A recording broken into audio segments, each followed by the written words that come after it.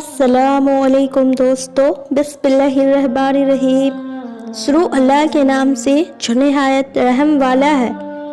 کربلا کے بعد جب حضرت زینب مدینہ آئیں تو مدینہ والوں کو جب پتہ چلا حضرت امام حسین شہید ہو گئے ہیں تو پورے مدینہ سے رونے کی آواز آنے لگی۔ ہر طرف غموں کا ماحول تھا۔ حضرت زینب رضی اللہ تعالی عنہا نے جب کربلا کی پوری داستان بتائی تو مدینہ کے لوگ یزید کے خلاف ہو گئے۔ مدینہ والوں میں آکروش بھرا تھا یزید کو مار دینے کا۔ حضرت زینب سب کو کربلا کی داستان سناتے رہتی۔ اس کی داستان سن کر سب لوگ کا غصہ اور بڑھ جاتا۔ حضرت زینب رضی اللہ تعالی عنہا سے کربلا کی داستان سن کر دھیرے دھیرے مدینہ والوں کے اندر یزید کے لیے نفرت بڑھتی جا رہی تھی اور قریب تھا کہ اب سارے لوگ مل کر ظالم یزید کی حکومت کا تختہ پلٹ دیتے۔ لیکن انہی دنوں مدینہ کے گورنر نے یزید کو خط لکھا اور مدینہ کے سارے حالات سے باخبر کیا۔ یہاں مدینہ میں حضرت زینب نے لوگوں کو کربلا کی داستان سنا کر انہیں آپ کے خلاف کر رہی ہیں اور قریب ہے کہ یہاں کے لوگ تلوار لے کر میدان میں اتر آئیں اور آپ کی حکومت داؤ پر لگ جائے۔ اس لیے پہلے ہی آپ بی بی زینب کا کوئی بندوبست کرے۔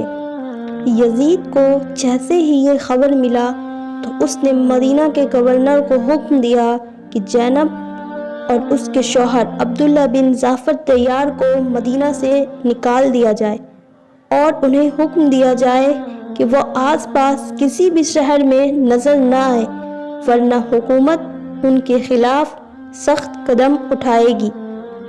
یزید کے حکم پر مدینہ کے گورنر نے حضرت زینب رضی اللہ تعالی عنہا کو اور ان کے شوہر کو ایک نوٹس بھیجا کہ آپ لوگ جلدی سے مدینہ چھوڑ دیں۔ حضرت زینب رضی اللہ تعالی عنہ کو جیسے ہی اس بات کی خبر ہوئی تو غصے میں کہنے لگی، کسی میں ہمت نہیں ہے جو مجھے مدینہ سے نکال سکے۔ لیکن یزید کے حکم پر مدینہ کے گورنر نے حضرت زینب رضی اللہ تعالی عنہ کو اتنا زیادہ پریشان کیا کہ آخر مدینہ کے کچھ بڑے لوگوں نے حضرت زینب رضی اللہ تعالی عنہ کو مشورہ دیا کہ بیٹی زینب، بہتر ہوگا کہ تم کسی دوسرے شہر چلی جاؤ، کیونکہ یزید تمہارے بھائی حسن حسین کو شہید کرنے کے بعد اب تمہارے خلاف کمر کس چکا ہے، اس لیے اب وہ تمہیں سکون سے جینے نہیں دے گا۔ حضرت زینب رضی اللہ تعالی عنہا نے ان لوگوں کی بات مان کر مدینہ کو چھوڑ کر جانے کے لیے تیار ہو گئی۔ پھر اپنا سامان تیار کر کے مدینہ سے جانے لگی اور جاتے وقت حضرت زینب رضی اللہ تعالی عنہا کبھی تو اپنے اس گھر کو دیکھتی جہاں ان کا بچپن گزرا تھا اور کبھی نانا کی قبر کی طرف دیکھتی تو کبھی امی کی قبر کو دیکھ کر رونے لگتی۔ حضرت زینب ایک دکھی دل کے ساتھ اپنی امی و نانا کو الوداع کہہ رہی تھی کہ میری امی، اب میں جا رہی ہوں بہت دور، اور اتنی دور کہ شاید اب میں دوبارہ آپ لوگوں سے ملنے نہ آ سکوں۔ اس کے بعد حضرت زینب رضی اللہ تعالی عنہا مدینہ سے چلی گئی۔ مدینہ چھوڑ کر جانے کے بعد حضرت زینب اپنی پوری زندگی میں کبھی بھی نہیں مسکرائی اور نہ ہی وہ کبھی خوش رہی۔ انہیں بار بار کربلا کا منظر یاد آتا، اپنے بھائی حسین کی شہادت اور مدینہ چھوڑنے کا غم ستاتا رہتا۔ حضرت زینب رضی اللہ تعالی عنہا کے شوہر عبداللہ بن جعفر طیار کو جب پتہ چلا کہ کربلا کے میدان میں ان کے بیٹے انو محمد بھی شہید ہو چکے ہیں تو ان کے پاس ایک غلام کام کرتا تھا۔ وہ آ کر ان کو بولنے لگا کہ حضرت امام حسین کی وجہ سے آپ کے بیٹے بھی شہید ہو گئے۔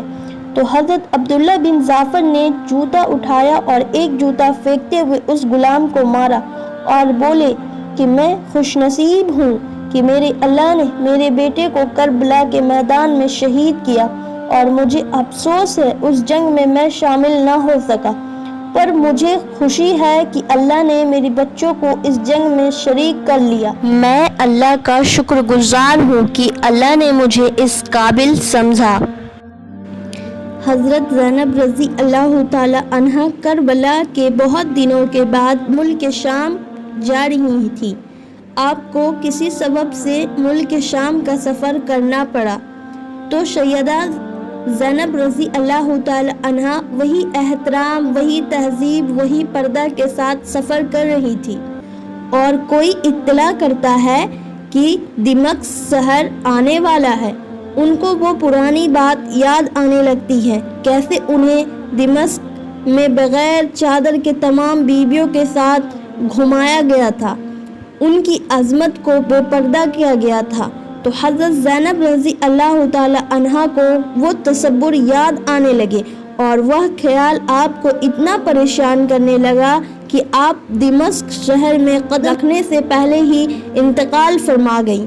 بلکہ ایک روایت میں ہے کہ کسی نے سیدہ زینب رضی اللہ تعالی عنہا سے پوچھا کہ آپ کو دمشق کے بازار میں کس دروازے سے داخل کیا گیا تھا، تو انہوں نے بولا کہ مجھے ہر دروازہ سے بے پردہ کر کے بازار میں لایا گیا، یعنی ایک دروازہ سے نہیں، ہر دروازہ سے لاتے اور سب کو ہر جگہ گھماتے تھے، اور آپ کو اس بات کا اتنا صدمہ لگا کہ آپ دمشق شہر پہنچتے ہی انتقال فرما گئی، اور دمشق شہر کے باہر ہی حضرت زینب کو دفن کیا گیا، اور اس مقام کو زینبیہ کہا جاتا ہے۔